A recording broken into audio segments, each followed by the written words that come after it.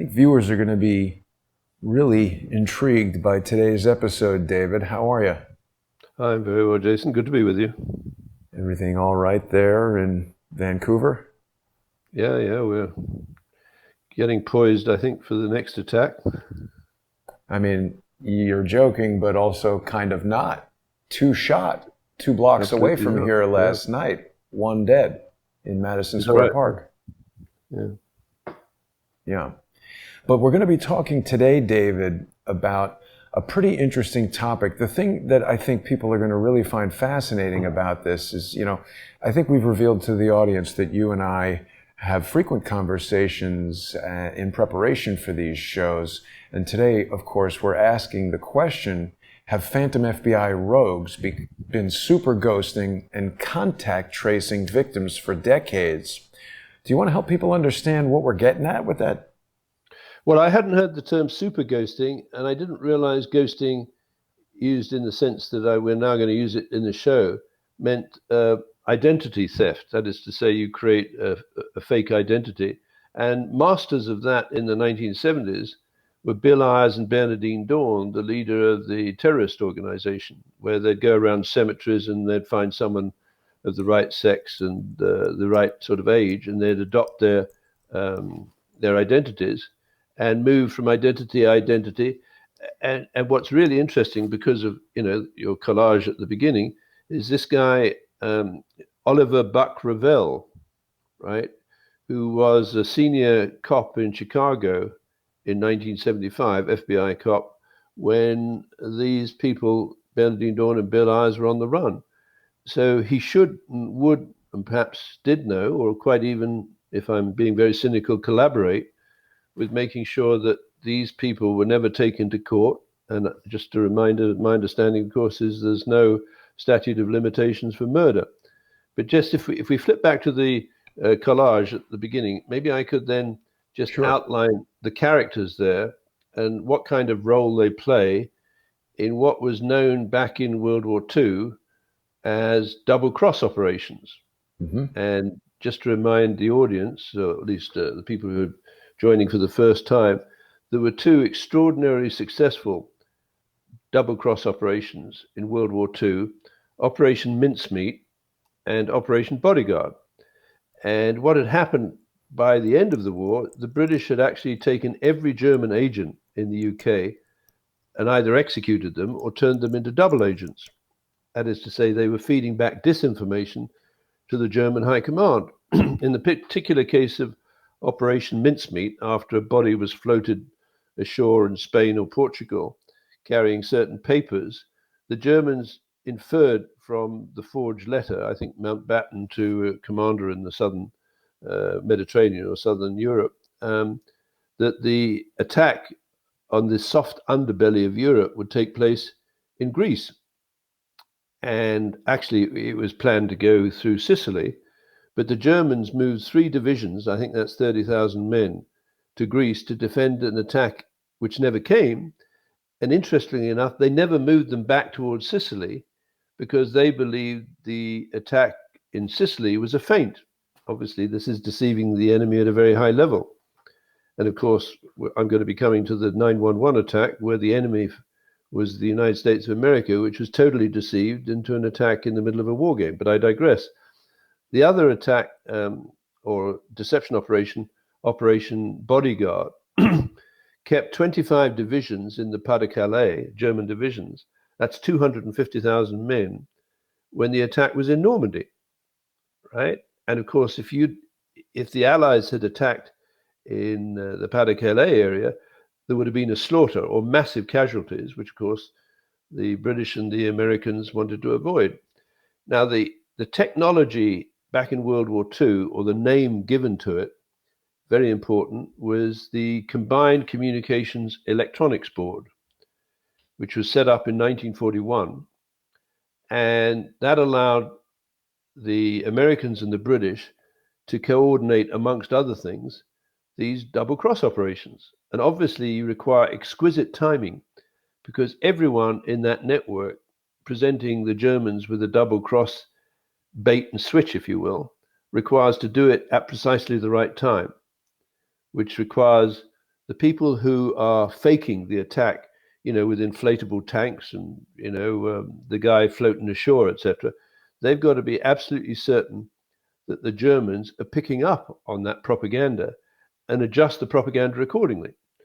That is to say, they don't want real-time communications between the Germans and their double agent and the Brits or the Americans and their double agent, because sooner or later someone would intercept that and they would understand, yeah, there's these guys carrying a tank around. I mean, it's fantastic. I want one of these inflatable tanks. I'll put it outside the apartment and maybe it'll keep rioters away.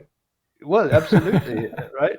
Except, if a high wind blows, it's going to blow down the street. So it's kind of obvious from close up. But you see, anyway, what of course is absolutely vital for a successful double cross operation, the chairman of the 20 committee, the 20 in Roman numerals is XX, so this became the symbol of the double cross operation, and we're using that frequently in our discussions and correspondence and that sort of thing. The mastermind behind the double cross operation was Sir John C. Masterman, which is a wonderful name, and some people say he's the real model for James Bond, but anyway, I digress.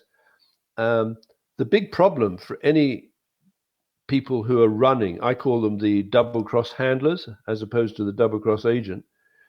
The double cross handlers are absolutely obliged to keep track without communicating on a regular basis with their double cross agents and make sure they don't turn into triple cross agents, because then you've got a problem. That is to say, you think that your guys, actually being Germans or Americans as a post-war, agents working for you and sending disinformation to the Germans. But what happens if there's a switch and they start sending disinformation back to you and real information to the Germans? You've got a serious problem, where potentially 25 divisions of German well-trained forces would have moved to Normandy and there would have been carnage. So the challenge of maintaining control or tracking of your double agents right through a double cross operation is absolutely critical. And going back to your collage, the guy who I think became extraordinarily effective at it is a man called Oliver Buck-Revell, who on your collage, he's the rather portly guy. I don't think he'd make a very good ghost. He looks a pretty solid character, but he was born in the same year, I believe, 1938, as the guy on his right, which is Yves Fortier, right, who was the Canadian ambassador to the United Nations. And he, Yves Fortier, is a Rhodes Scholar, as is the guy skulking in the background there by the name of Bill Clinton. I don't know if I should use the word skulking. Perhaps he would take offense, but I imagine this guy. Exactly. I think he's developed fairly thick-skinned, because this is a Rhodes Scholar in 1968 who was expelled for rape and dealing in drugs, allegedly. And he goes to Moscow. Now, this is your future president, right? Now, just think about that. If my understanding of espionage is you always try and get the spy, if you want to turn them around, in a honeypot. Now, whether that's with same-sex, younger children or whatever works. I mean, I believe Bill Clinton fell into it feet first, very happily, because that's his nature, right? He sold your country down the river. I think he was a double agent probably as early as 1969, and his handlers would have been N.M. Rothschild, because N.M. Rothschild and Sons Limited operates the Rhodes Scholarship Scheme at Oxford University. So I believe now there's an elite group of Rhodes Scholars who have been trapped in some kind of encounter and filmed and recorded, right? Such that they are totally obedient. And just to remind people of the sculpture outside Broadcasting House where you and I were in January, there's a sculpture there that was put up in 1934 by a guy called Eric Gill, a brilliant artist, if you will, but there is a core of evil in this man, because he was having affairs with his daughters and the family dog, although what kind of relationship, I don't know. But anyway, there's no need for us to go there. But this guy was a totally corrupt sculptor, and those sculptures are still outside Broadcasting House. And with the other one, where it looks like to me a symbolic figure of Christ, on the cross, there's a book underneath the man's or the boy's parts which says "Obsculta." Now, every person listening to the BBC News now, it's the biggest broadcaster of propaganda in the world, should understand, and a hat tip to the listener who gave us what that meant. It never occurred to me to look it up, but it's the first word of the Benedictine Creed, which means listen and obey. Well, that's pretty good for New York today, isn't it? Right, where you're all wandering around with masks, you're keeping your social distancing, they've shut down the local economy. Well, not all, and David. I'm not well, walking around with a mask. Most people are. No, okay. Sorry to interject, but I just also No. wanted to point out, people are telling me that Joe Biden came out of his basement long enough to say that if he is elected president, he will federally mandate that you have to wear a mask. Listen and obey, right? You see, and that's the fundamental core of the British Broadcasting Corporation. And I'm going to come to Boris in a minute. Is they're going to put out their propaganda. The BBC, I think, was formed in 1924 by radio equipment manufacturers who needed content, right? One of those companies was Radio Corporation of America. So there's a pedigree, a very close relationship between the BBC and RCA, and Americans should know that RCA GB 1929 is now called Serco, but we'll come to that, right?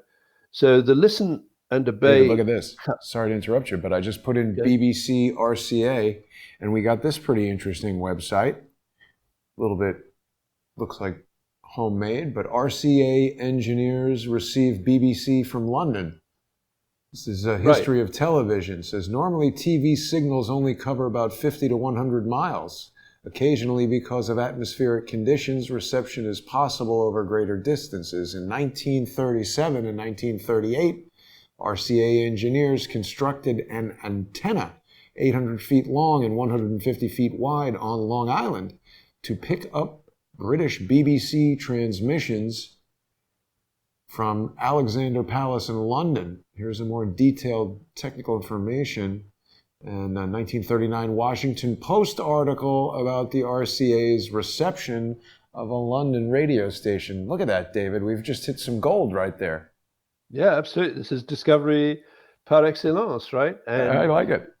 If you Google Sir William Stevenson and his patent for transmitting images by radio or wireless, you'll find that back in the 1920s, he had a patent, or he was granted a patent that gave him a lot of money right up to, I think, 1938, that allowed him to finance a number of movies and shows at Shepperton Studios, etc. So I would say that William Stevenson, who would go on to run the propaganda operation in New York in the Rockefeller Center, right, during World War II, quite possibly putting together the double-cross operation we know as Pearl Harbor, but I digress. You've got this extraordinary relationship between RCA, GB 1929, now called Serco, and the BBC, which are masters at injecting fake news that creates a perception in the public mind that you are being attacked by a real virus, when I would describe it, actually, it's a ghost virus, right? That has been assembled from various component parts to produce a desired impression or perception in the public mind that this is a dangerous. And every day, if you look up BBC, how the virus is spreading, you get a daily adjustment in the body counts and the infections in New York City. And what's really interesting is, whilst in January, you know that thing that you go to, you show the bar chart that starts with all of the outbreaks of the infections in Wuhan City. Mm-hmm. And then gradually, as the day goes by along the axis, it drops off to the point, keep going, and you'll see, keep going. Whoa. Keep going. Yeah, that is very just stop at that global map there, and you'll see, unless they've adjusted it, this is data from Johns Hopkins University and the BBC, but I think they've removed BBC from the bottom. But you can see that the focus on that map is now the worst country in the world in terms of this outbreak Look at how is the big United Brazil States. has gotten. But they're Right, catching right. up with Brazil because they want you to think Brazil has been bad by not locking down. Exactly. And they want to make you believe that the US is bad because Trump is an idiot. You know, that, I Right. mean, whether Trump is smart or not, the point is, where is China? Just hold back, just go, stay on that map. Where is China? Disappeared. So now China is the clean guy on the global map. All of their attacks have disappeared. Now it's the United States and Brazil, which is basically being bombarded by propaganda through the BBC. So just go down a little more, and we'll go to that bar chart, the animated bar chart, which I find totally fascinating. Yeah, just leave it there. Now look at this. So down along the bottom, you've got the scale for the day, you know, the year, the month, right? And it's going right now, 29th, 2nd of March, etc. Over on the right-hand side, you have the BBC. So the BBC is injecting fake news of simulated data, what I might call a ghost virus, right, into the public perception. And basically, you'll see that China cleans its act up, right? And so instead of having that big bar at the top, which is China, it's fascinating to watch this go. Now, this is the BBC has a weekly audience of 500 million people in 50 languages. So it really doesn't matter who reads this, let's say a tiny percentage of that. But around the world now, the perception is China's cleaned up its act. The bad guys in the global scenario are the United States and Brazil. And that is garbage. That is fake data. It's misrepresentation. It's fraud, right? And Americans should be getting really angry with the people who perpetrate that fraud, including your guy Cuomo, right? And Bill de Blasio and Yeah. all the other con artists who basically, the great majority of them, I would argue, and I'm not being over rude, they're scientifically illiterate, They're right? virtually illiterate in every sense of the word. Right. So if let's go back to the collage at the beginning because we haven't talked about Boris. There, yeah. So over on the right, I don't know where you got that graffiti or whatever it is, but Boris does not look very well. But now Boris is very interesting.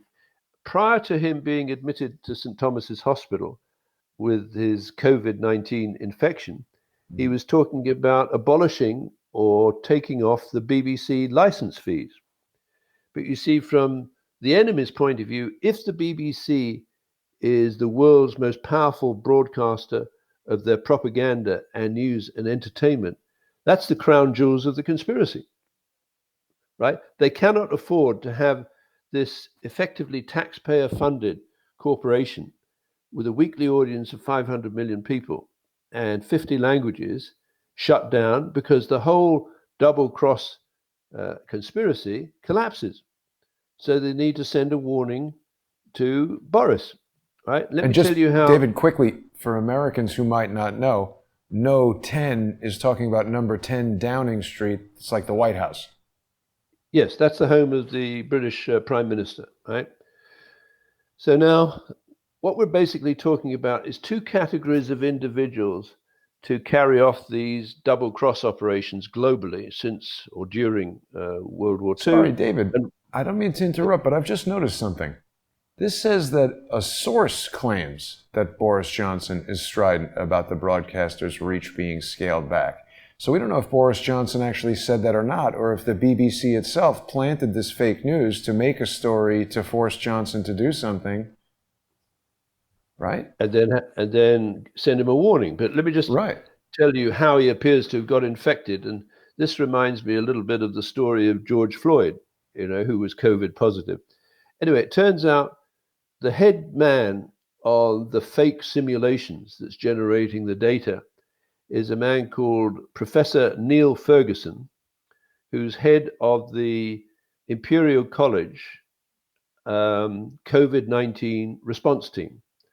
Now, this guy is a charlatan of the first order, right? He's a mathematical physicist or a mathematical biologist or whatever.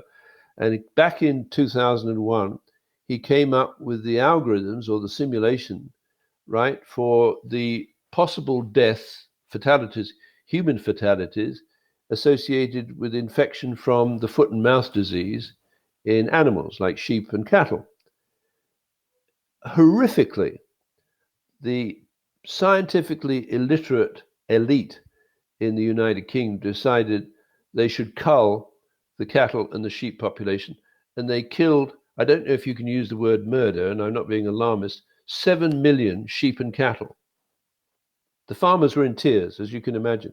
You spent your lifetime building up these healthy flocks of sheep and herds of cattle, and then the bureaucrats come in and say, we got to stop the infection jumping into the human population, where I don't know, remember exactly the number of fatalities that Ferguson was predicting, but I would say systematically from every prediction he's made since, with AIDS or S1N1 or whatever it is, he's been between 100% and 10,000% wrong. Whoa, that's a pretty good track record. But Here, this is a paper written by him, David. This is the thing about it. Foot and mouth epidemic in Great Britain. And this is from the NIH. And what was that dated? Do you see that? Is this? I don't know. I anyway, can't see where the date is. It's a double 2001. Yeah, there you go.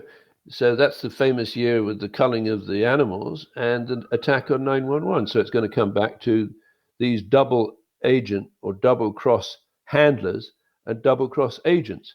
So for me, Neil Ferguson is a double cross agent or a double. He's did he go to down. Oxford? Is he a Rhodes Scholar? Actually, yes, I think he did, but he's working at Imperial College now, right? So he went and made a presentation of his garbage science at number 10 Downing Street. I think it was, 23rd of February or something like that.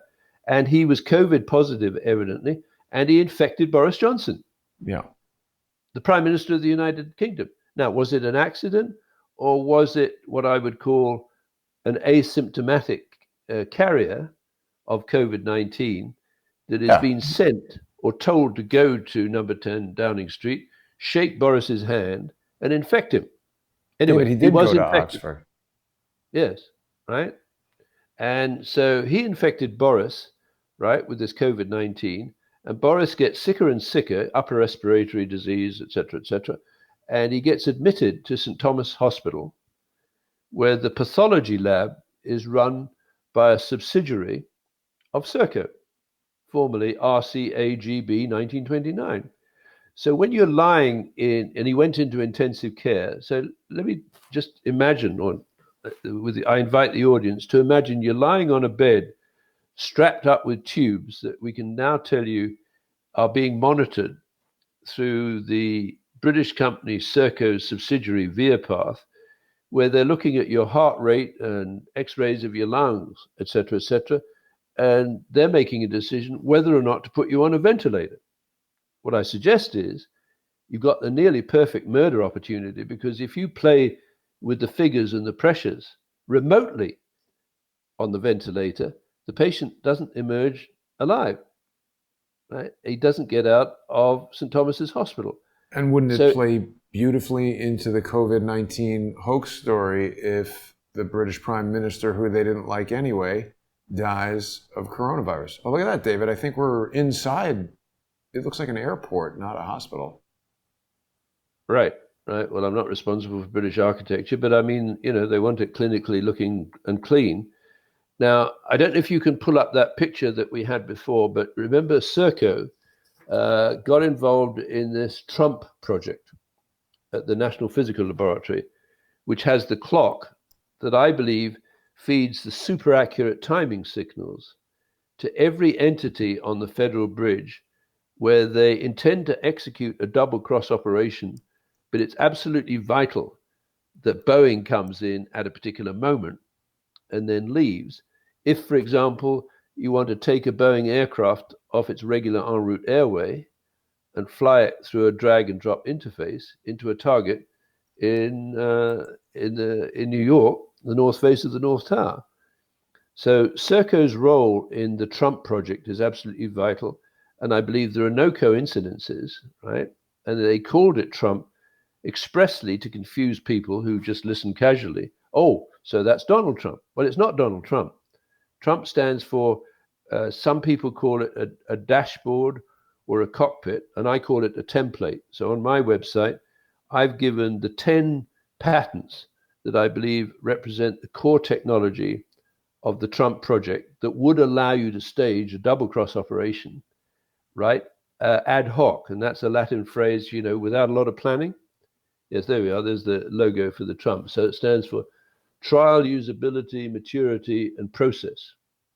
What I'm saying is that was created at the National Physical Laboratory, and it basically, with Serco, it clipped together three, and you pointed out, it does seem to be weird, three companies or three entities.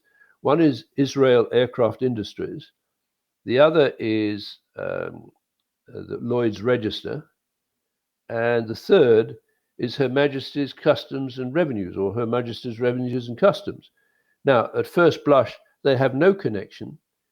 But isn't that an interesting organization if you wanted to track double agents through cyberspace and make sure that they hadn't turned into triple agents? Because if you can arrange a tax audit of an agent who's thinking about betraying you, you can basically shut them down economically. Right? So going back to Serco's involvement with Her Majesty's Revenues, and I'll come back to BC and Vancouver, what we've got is a technological or a cyber platform called Trump, where a company like Serco can actually track people through welfare agencies, police, and revenue collections, and make sure that there's no danger that they're going to expose these double cross operations through going triple. Now, I'm sorry to keep you hopping around, but if you go back to the collage, I just want to illustrate how this might have taken place. So you've got these three characters. You've got Yves Fortier, who was a Rhodes Scholar in 1958. He comes back to Montreal, where he becomes a high-powered lawyer and an arbitrator. And in 1963, at the time of the assassination of JFK, he would have been 28 years old, as would Oliver Buck Revell on his left, on his right. So Oliver Buck Revell, in his career with the FBI, apparently joined the FBI in 1964, the year after the assassination of JFK. Just for interest to the listeners, I was in Dallas in 1964 as a student from Cambridge University on vacation. And just out of curiosity, if you will, I was pacing the sightlines in Dealey Plaza because I was interested as a mechanical engineer how they would have put this assassination together. By chance, I don't know what the odds are, it must be about 1,000,000 to 1, I get a haircut from Jack Ruby's barber. So you just walked into a barber in Dealey Plaza, and how did you determine that it was Jack Ruby's barber? Because he told me. You walk in and he just said, "Hey, I'm Jack Ruby's barber"? No, I asked him. I said, I'm a Cambridge, well, whatever I said, I forget exactly what I said. I said, can you tell me what the people of Dallas believe in respect of the assassination of your president? And he said, the hairs on the back of my neck still go up. He said, everyone in Dallas knows there were multiple shooters or snipers, right?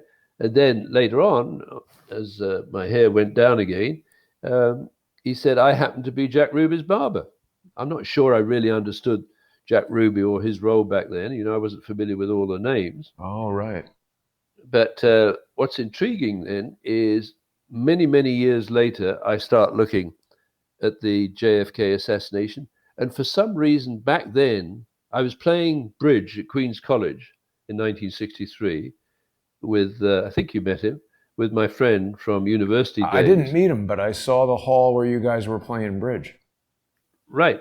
Well, we were playing in one of the rooms, and I think you and I were very close to where we were playing bridge when someone poked their head around the corner and said, they have shot Kennedy.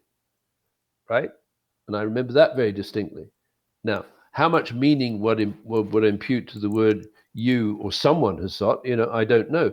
In retrospect, I'm absolutely convinced, presumably like the barber of Jack Ruby, they was an organization And I'm more and more convinced now, with more knowledge, that the assassination of JFK was a double cross operation. David, I think I know exactly where you were when you were playing that game of bridge. Let's see if I've You got it. Yes. It's pretty awesome, right? Yeah. That's where in we 1963, David, you could have never imagined that we'd be sitting here with me in New York and we'd bring up an image of your former college. I know. And so this technology is superb to operate a double cross operation, if you will. It's also superb for looking at anomalies, and they always leave an anomaly or several anomalies in these operations, which reveals that they've got a propaganda text or propaganda script that is pre-written, right? That is released through the BBC, for example, and it doesn't exactly gel with reality.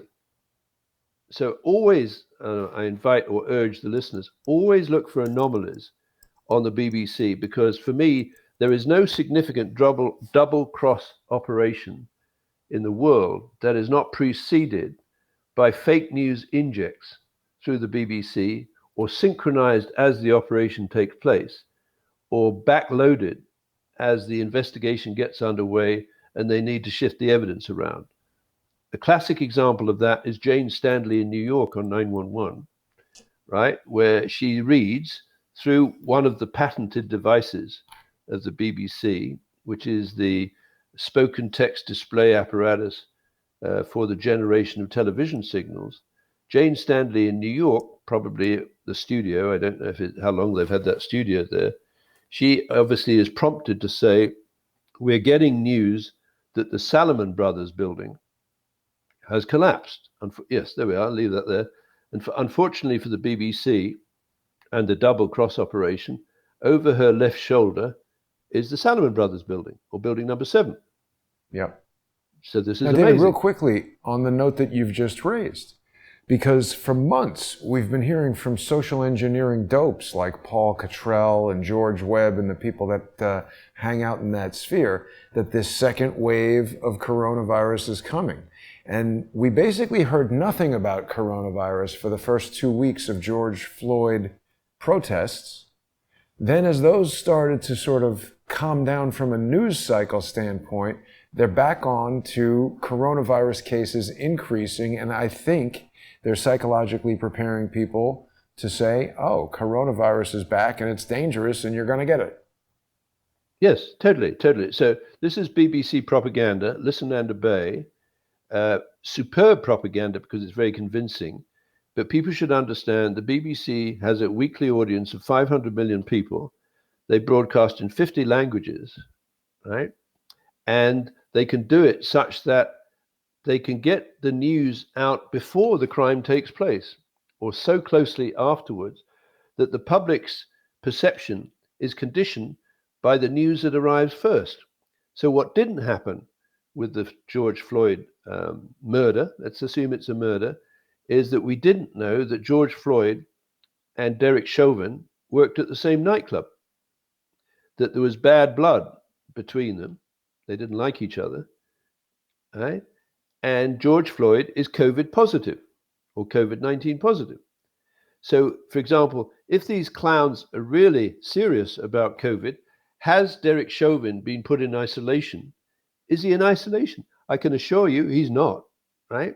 Why not? Right? I bet you I think they said he's in solitary confinement because general population prisoners would probably kill him in a minute. Or that they would be worried that he'd been contaminated or infected by COVID-19. Actually, right? They haven't said anything about that, but it's a good point. He was strangling and killing a guy who was coronavirus positive, and he was sweating all over him and bleeding and snot and everything. I wonder if that's a way to spread coronavirus. Right. But it comes back to, the fake deployment of double agents, right? So we're inside the restaurant, David. Look at this. Oh, really? Yeah. I think we are. Wait a minute. This is the restaurant. This is weird. This is a nightclub. It just looks like a regular restaurant. Right. Well, let's just go back. And again, we've been bouncing around a bit, but this is important before we go to the next part of the show, just to come back to the characters and their deployment. Now, what I think is vital for public to understand is that Oliver Buck Revell went onto the tarmac at Heathrow Airport and dragged his son and daughter-in-law off the tarmac before they would have boarded Pan Am 103. That implies foreknowledge. Absolutely. Right? I believe that Oliver Buck Revell was a double agent early in his career, not a double agent handler, i.e. he's up the top, he's down in the engine room, but he's absolutely critical to the success of these double cross operations because he's in a position to remove evidence, right? Paint or inject the story through fake news, and basically make sure that the investigation into the Pan Am bombing goes wrong or goes off AWOL, and the Libyans get accused of this operation. But what we're forgetting, of course, is that Serco, formerly RCAGB 1929, is the world's largest non-state air traffic controller. That is to say, it never gets investigated for these kind of things like Boeing aircraft dropping out of the skies, when the preferred supplier of command control communications and computers equipment to Boeing is Serco. So why aren't people asking Serco about what happened to these planes when they're dropping out of the skies? Yeah, I mean, there's a lot going on with this Pan Am 103. It was blamed on Libya. I saw a documentary. I wish I could remember. You know what? I got to find it because it was so good, David. It was talking about how there were key witnesses on board this Pan Am Flight 103 who had prima facie evidence of something to do with Iran-Contra. And Yes, that's why they crashed the plane. Well, you know, there's multiple reasons. But anyway, I'm sorry, we do need to get back to Vancouver, you see, because in 1994, Oliver Buck Revell resigned from the FBI. Now, whether physically or whatever, he came up to Vancouver then. He launched a company in Vancouver called Imagis Technologies, right? And Imagis Technologies specializes in face recognition. And it tracks people using artificial intelligence through various government agencies and non-government agencies, including, in the case of Vancouver, the welfare agencies, the police, and Canada Revenue Agency. Can I point something out to you, David? Sure. WikiSpooks classifies Oliver Revell as a terror expert. Yeah. So well, he's an expert in creating terror. He's an expert in double cross operations and making sure that the double agents stay double and not triple. I think we should also reiterate to everybody how unusual it would be for an American to go to Vancouver to create a software business. Why did he do that? Tax advantage? Or, I mean, it seems like a big deal to open a company and even to live in another country. What was it like for you to emigrate to Canada? Easy or big expensive process? Yeah, my ex-wife, she was a Canadian citizen, so I got sponsored and I came in. And, there's a variety of things. But the important thing for me is, of course, this is post-1970 RICO Act, where it became quite difficult for organized criminals to function in the United States.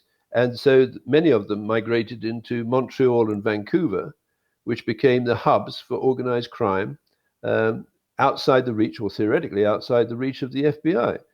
Well, this guy is, or would have been in his career in Chicago, an expert on ghosting, I presume, and may very well have set up the trap into which the FBI fell, such that they didn't get a warrant for listening into Bernardine Dawn and Bill Ayers, right, who intended to overthrow the government of the United States, and they're having another go right now. Anyway, exactly. Let's talk about the ghosting for a second, because this is actually very important. And sometimes I think what happens is you and I cover topics in our offline conversations, and that gets filed away as sort of spoken about. But I want to make sure the audience hears about this. Now, the term ghosting, you told me about that. I had been referring to this as identity duplexing, something that we see happening quite a lot, and something that may in fact be happening with Derek Chauvin. A lot of people have pointed out that the mugshots of Derek Chauvin don't seem to match the image that we see in the video. Perhaps it's a younger guy, a different officer. A lot of people have had questions about this. And then there's this strange case of an email address being associated with Chauvin that is B. Tao, same last name as Tu Tao, one of the officers who was also arrested. This is Tu Tao. This is allegedly Derek Chauvin.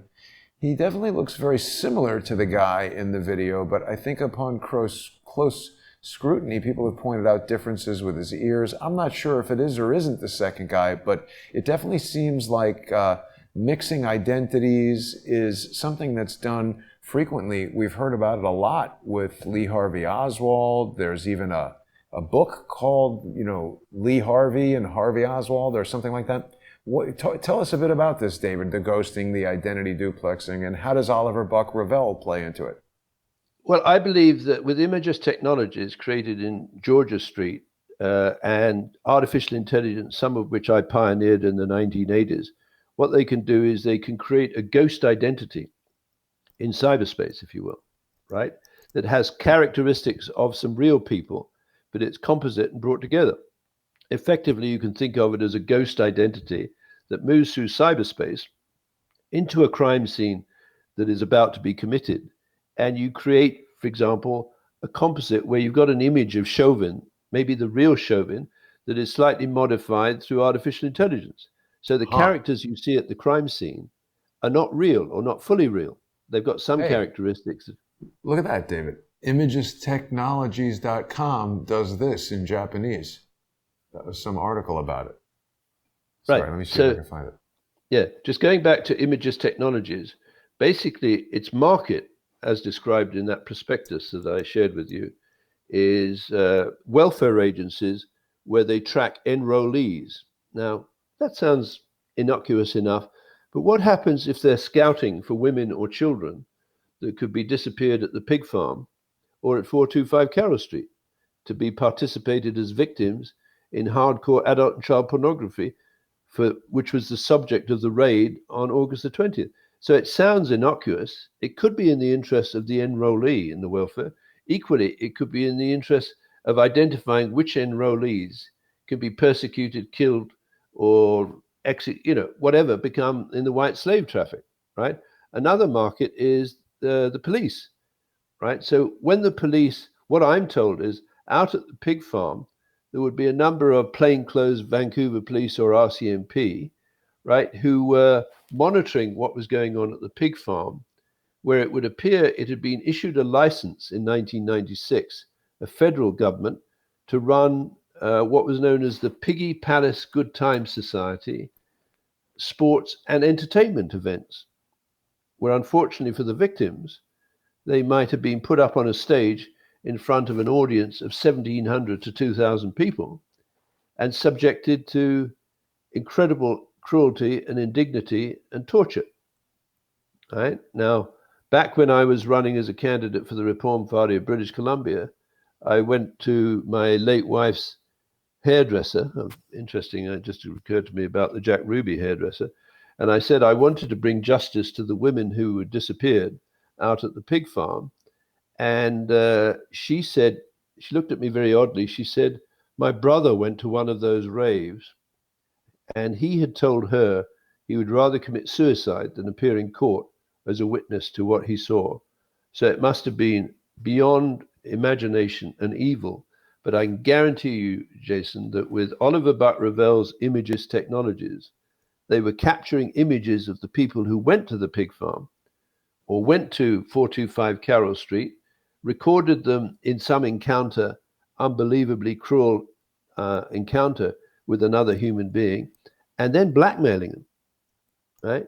So just going over to that group, Phantom Secure Group, where allegedly they picked up the bosses, this guy Ramos, but there's 20,000 criminals in that Phantom Group set up. Ramos, David? He was the boss of Phantom Secure, Ramos? Wasn't it Ramos who put together the Blackberries? I don't know. Where did you get that name from? Well, it popped into my head, so maybe my memory bank is not right. I thought it was Ramos. Vincent Ramos was arrested in Bellingham, Washington on March 7th. There was a guy named John Ramos who was hounding me early in the George Webb process, friend of George's who is selling vitamins. It's interesting. Right. I really do Okay. believe that that network of social engineers was protecting this phantom secure thing, David. Totally, totally. I believe the secure the social engineers are grade B double agents.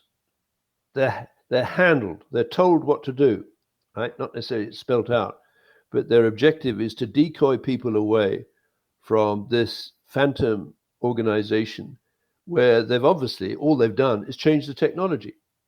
Operated out of Richmond, BC, I bet you the Phantom Secure network is still in place around the world, 20,000 people.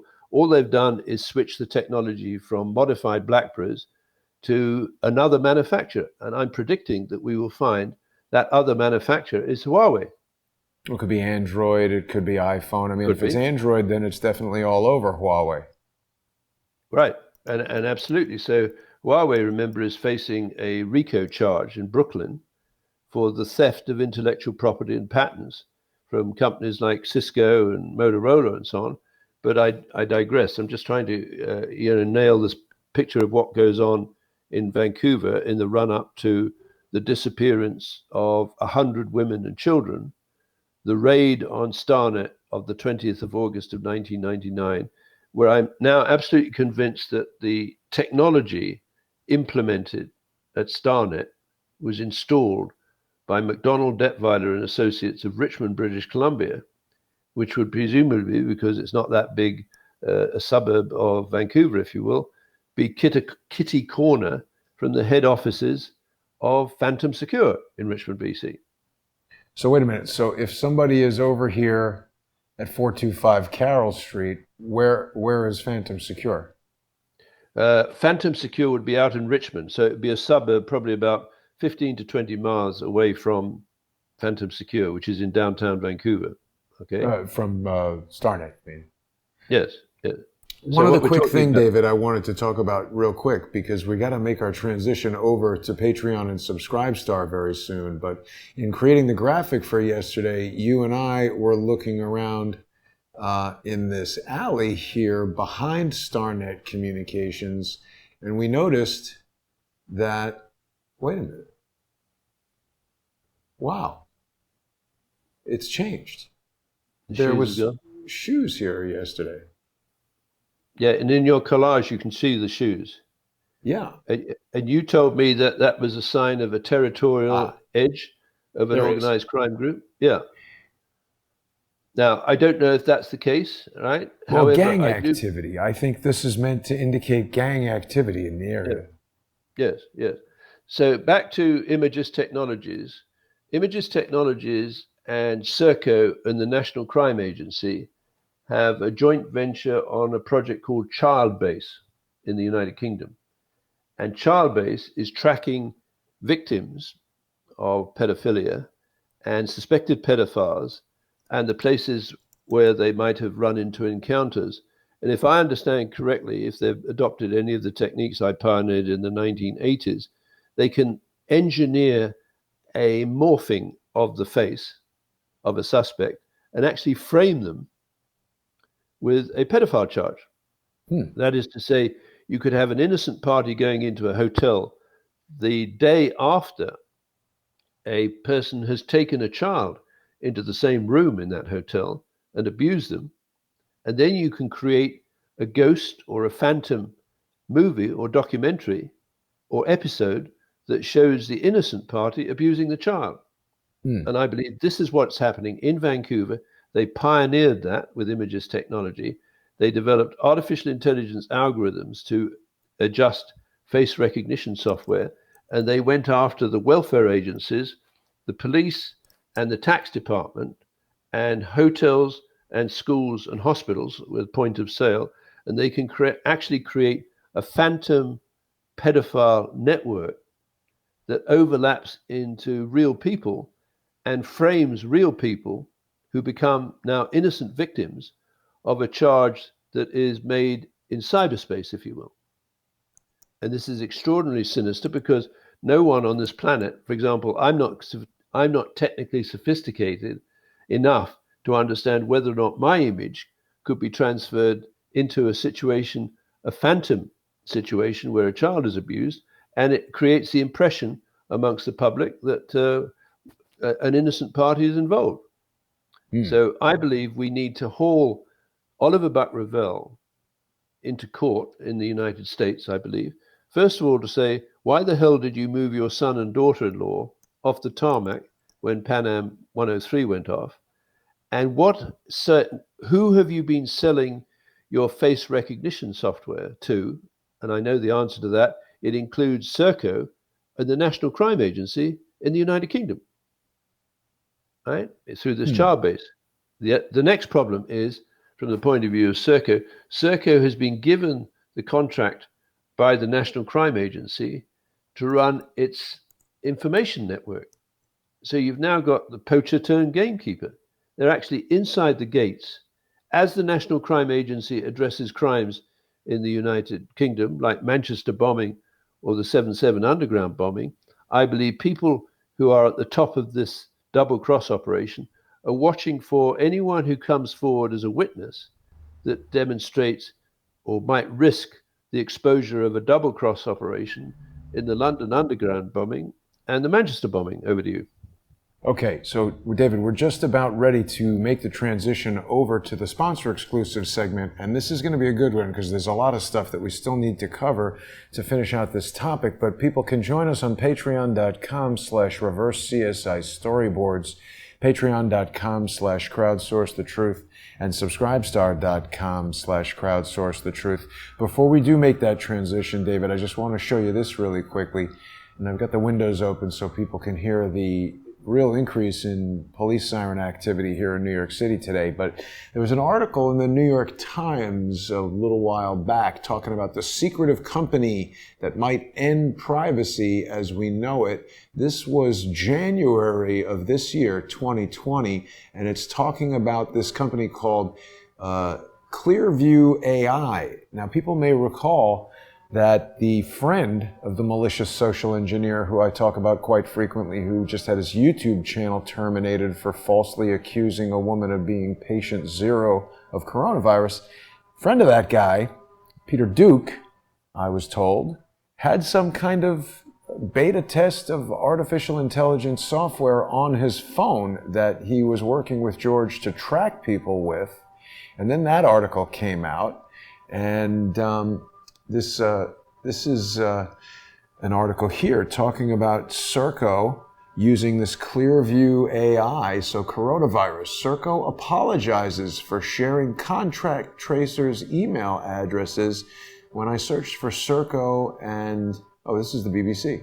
So this is somebody linking to BBC. So it's talking about, somewhere in here, it's talking about Clearview. I think that's what brought me to this. Anyway, while you're looking at that, I just think the pedigree of artificial intelligence, face recognition, and contact tracing runs through Vancouver back to 1996 when the women started to disappear.